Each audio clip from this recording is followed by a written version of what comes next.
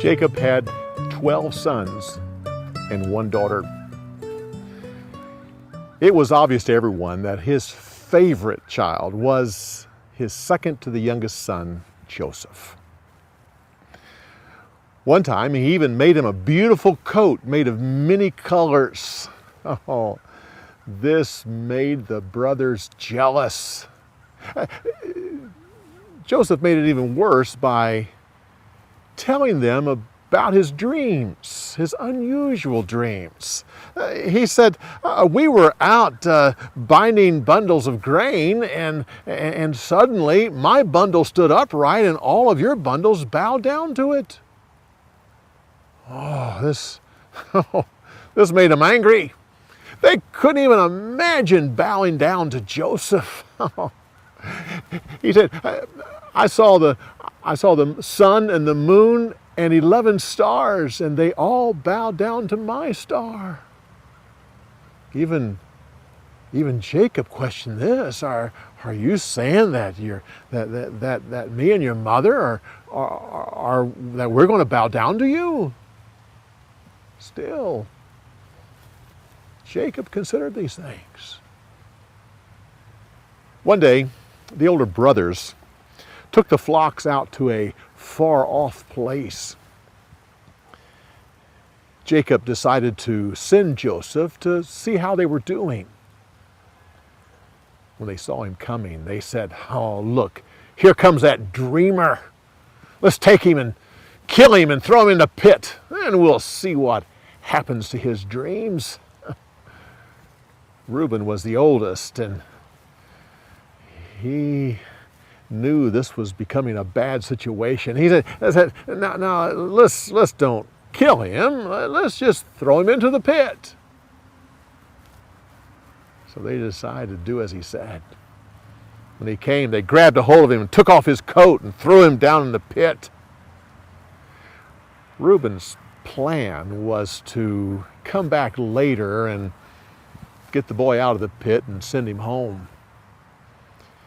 He had to run an errand, and so while he was away, the other boys sat down and ate a meal. While they were eating, some merchants came along on their way to Egypt. Judah said, "We shouldn't kill Joseph. After all, he's our brother. Let's sell him as a slave. We can make some money out of this." So they sold Joseph to the merchants. Reuben came back later and went to the pit and saw that he was missing. The others told him what they had done. Together they decided to think up of a story, something that happened. They killed one of their young goats, and they dipped Joseph's coat down in the blood. They went back home and said, "Father, we found this coat. Do you recognize it?" Oh, Jacob grabbed the coat and said, "Oh, it's the coat of my son Joseph. A wild animal has killed him." He broke down and cried. He wept and cried and mourned. His sons and daughter tried to comfort him, but he moaned from deep inside of him. He said, I will mourn till the day I die." Meanwhile, Joseph was taken down to Egypt. There he was sold to a man by the name of Potiphar. Joseph adjusted to being a slave and started to prosper, and he started learning new things, and eventually he took over various parts of Potiphar's household till finally Potiphar turned everything over to him. It was said that Potiphar didn't even know what he had except for the food that was put in front of him. One day, Potiphar's wife looked at Joseph, went to him, said, Come go to bed with me." Joseph said, no, that would be a sin not only to my master, but that would be a sin against God. But she was a determined woman. She kept after him and kept after him, and he constantly refused.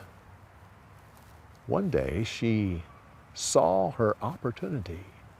Her husband was on a faraway trip, and she waited until Joseph came in the house. Then she grabbed him, said, come go to bed with me.